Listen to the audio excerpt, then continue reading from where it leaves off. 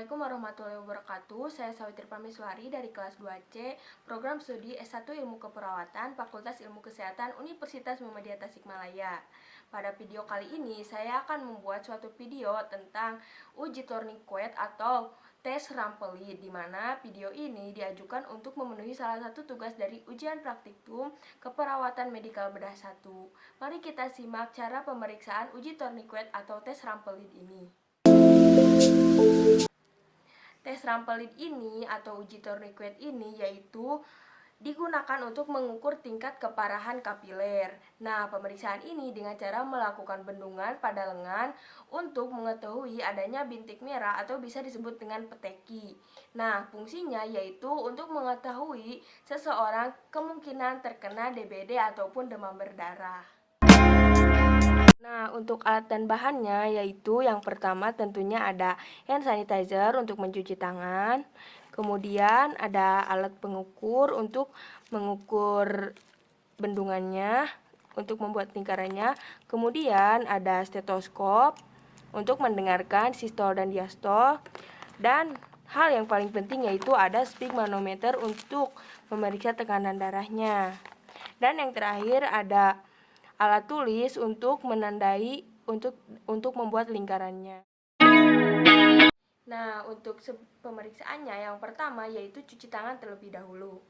Untuk mencuci tangannya, kita bisa melakukan dengan air mengalir maupun sabun, atau kita bisa menggunakan hand sanitizer maupun hand scrub.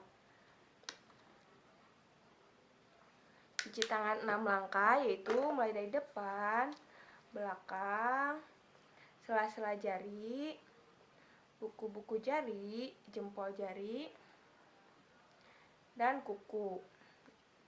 Nah, setelah mencuci tangan, kita baru bisa memeriksa tekanan darahnya.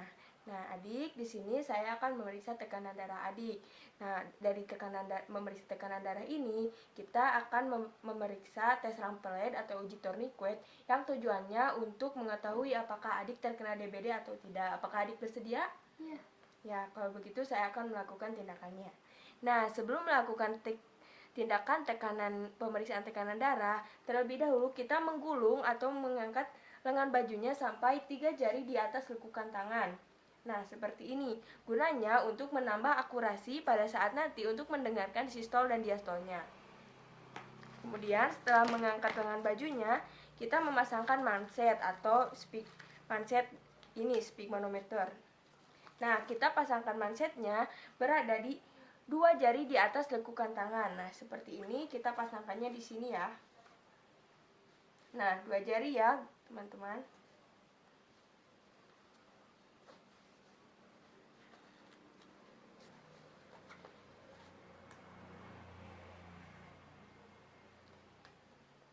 Setelah memasangkan sphygmanometer, lalu kita pakai stetoskopnya.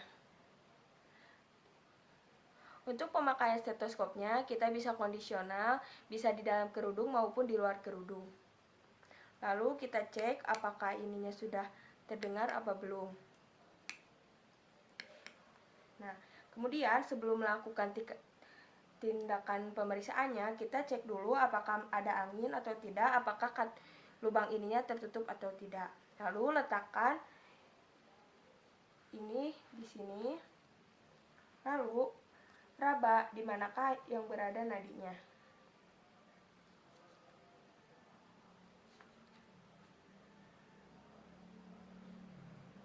Jika sudah ditemukan, kita bisa dapat memasangkan stetoskopnya. Nah, lalu setelah itu kita mulai pompa.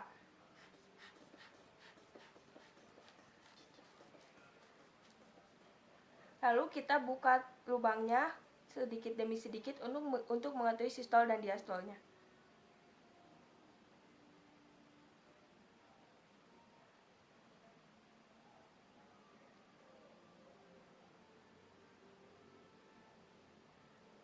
Nah, setelah mengetahui sistol dan diastolnya, kita bisa menutup ininya lagi.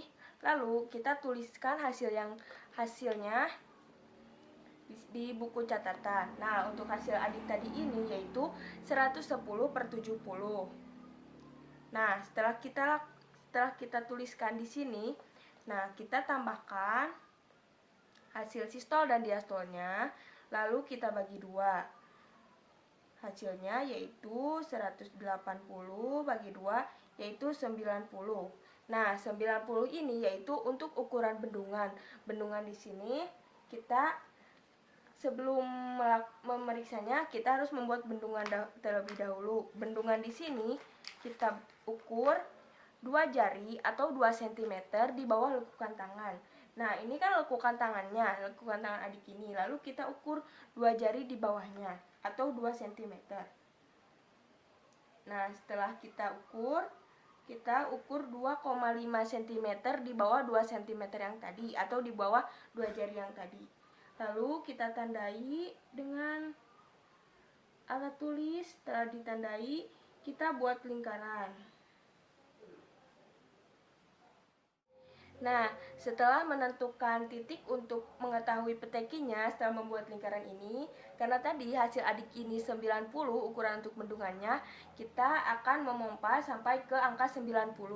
Nah, karena adik ini anak-anak, kita bisa mendiamkan bendungan yang tadi, ukuran bendungan yang tadi di 3-5 menit. Kalau untuk dewasa, kita bisa mendiamkannya 5-10 menit.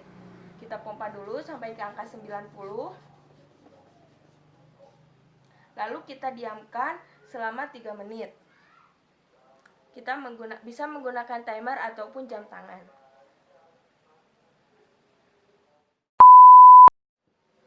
Nah, setelah 3 menit, kita lepaskan bendungannya. Karena adiknya juga mulai tidak nyaman. Nah, setelah dilepaskan bendungan, kita tunggu 1-2 menit. Tunggu sampai tanda klinisnya menghilang. Kita tunggu 1-2 menit. Nah, setelah ditunggu 2 menit, kita lihat di dalam lingkaran ini terdapat bintik merah atau peteki ada tidaknya. Jika ada, di sini akan terlihat bintik-bintik merah. Nah, karena di adik ini tidak ada, jadi kita dapat menyimpulkan bahwa adik ini tidak mengidap DBD atau kemungkinan tidak terkena DBD. Dari mana bisa menyimpulkan seperti itu? Karena jika terdapat bintik merah lebih dari 10, kemungkinan adik ini terkena DBD. Namun jika tidak ada satupun bintik merah, kita bisa simpulkan adik ini tidak terserang DBD.